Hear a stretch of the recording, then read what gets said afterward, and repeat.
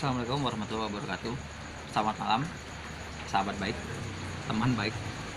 Berjumpa lagi di dalam channel Kusuka Demin. Kuliah seru kalau dengan Emin. Beberapa waktu lalu kita sudah membahas mengenai pengantar hubungan internasional. Apa itu hubungan internasional? Ya, bahwa hubungan internasional pada intinya adalah interaksi. Nah, interaksi yang dilakukan oleh siapa?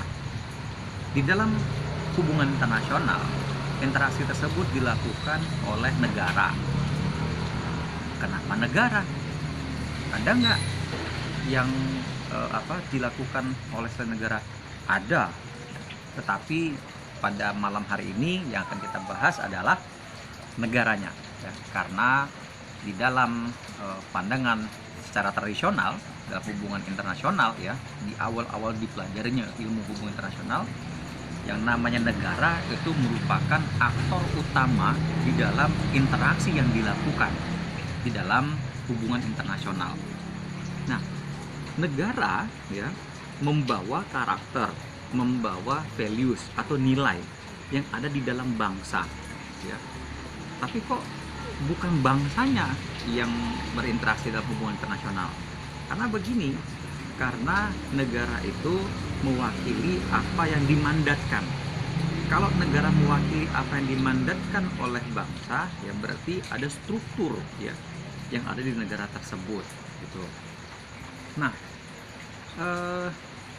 ada beberapa faktor, ya, yang membentuk negara. Tapi sebelum saya sampai kepada faktor yang membentuk negara, gitu ya, negara ini terbentuk, gitu ya. Jadi ada beberapa hal yang membentuk negara.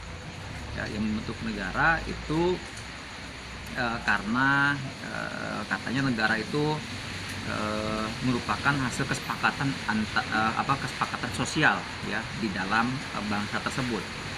Kalau merujuk kepada pengalaman atau sejarah bangsa-bangsa di Eropa, negara terbentuk atau kerajaan dulunya itu ya terbentuk karena kesepakatan antara masyarakat dengan seseorang yang dianggap oleh mereka sebagai raja, yang memberikan perlindungan kepada masyarakat ini, yang membentuk pasukan, membuat benteng supaya apa? Supaya masyarakat menjadi terlindungi, masyarakat menjadi aman untuk melakukan kegiatan-kegiatan sosial dan kegiatan ekonomi mereka. Gitu. Nah, imbal baliknya apa? Ya tentunya ada hal-hal yang menjadi upeti untuk sang raja ini tadi. Tetapi di tempat lain ada juga pendapat lain mengatakan bahwa negara itu terbentuk karena kesepakatan bersama, gitu ya. Kesepakatan bersama untuk membentuk sebuah negara, kemudian sepakat menunjuk satu orang sebagai pemimpin. Ya, kita ambil contoh Indonesia, ya, di tahun 1945. Ya, pada waktu itu pemuda-pemuda yang berkumpul di Jakarta pada waktu itu sepakat, gitu ya, untuk membentuk satu negara yang namanya Indonesia, kemudian menunjuk Soekarno sebagai pemimpin, gitu ya, atau kemudian sebagai presiden dari negara yang namanya Indonesia. Tapi ada juga negara yang terbentuk sebagai hasil kesepakatan bersama beberapa suku bangsa. Ya, jadi ada banyak ini suku bangsa, mereka bersepakat menyatukan diri, ya, ke dalam suatu kesepakatan bersama. Ambil contoh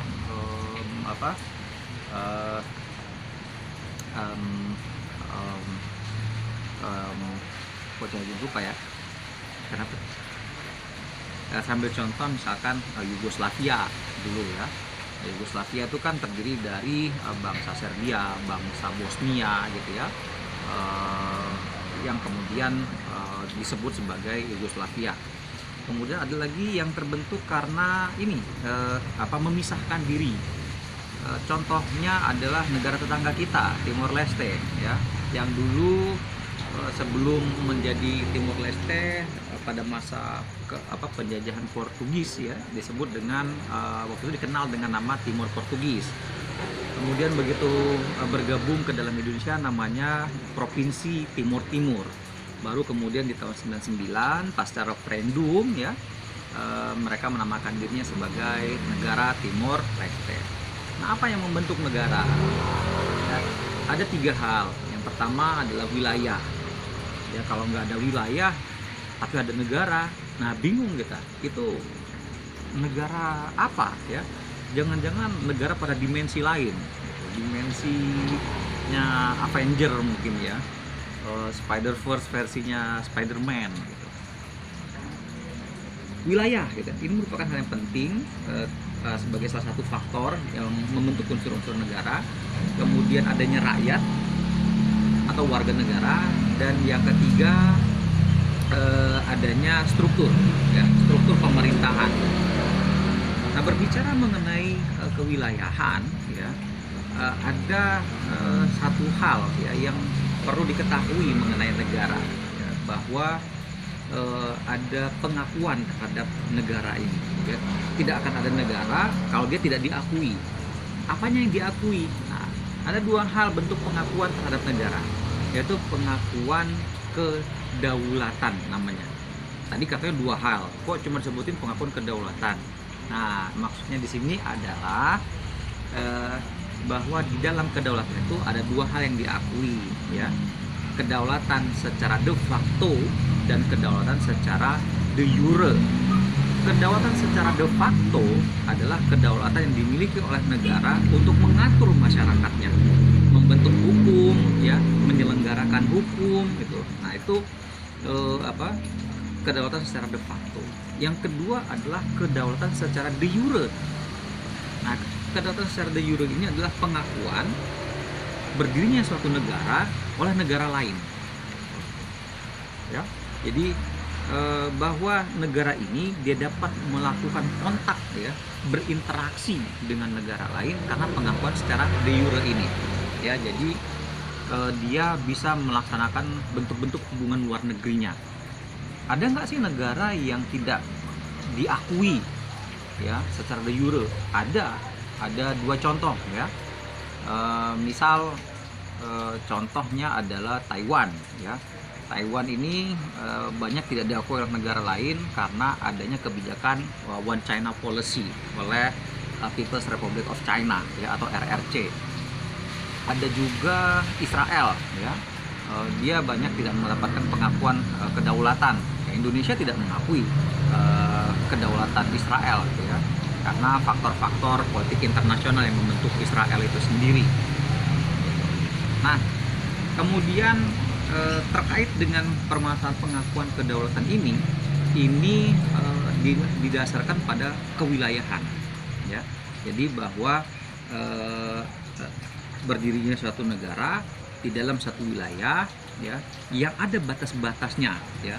Jadi penguasaan suatu negara ini atas suatu wilayah ya dikenal dengan kedaulatan tadi. Jadi batas-batas yang tadi dikenal sebagai kedaulatan yang dimiliki oleh negara, ke dalam dan ke luar. Nah, sementara yang lainnya terkait dengan warga negara dan juga apa tadi itu satu lagi struktur pemerintahan, yaitu nanti terkait dengan kuasa yang dimiliki oleh negara atau kekuatan yang dimiliki oleh negara. Nah, nanti kita berbicara mengenai konsep power di dalamnya. Nah, teman-teman yang baik, apabila teman-teman merasa bahwa konten ini berguna, kemudian ingin membagikannya dengan teman-teman yang lain, silakan untuk subscribe, like, atau kemudian share ya channel Kusuka Demil dengan teman-teman yang lain.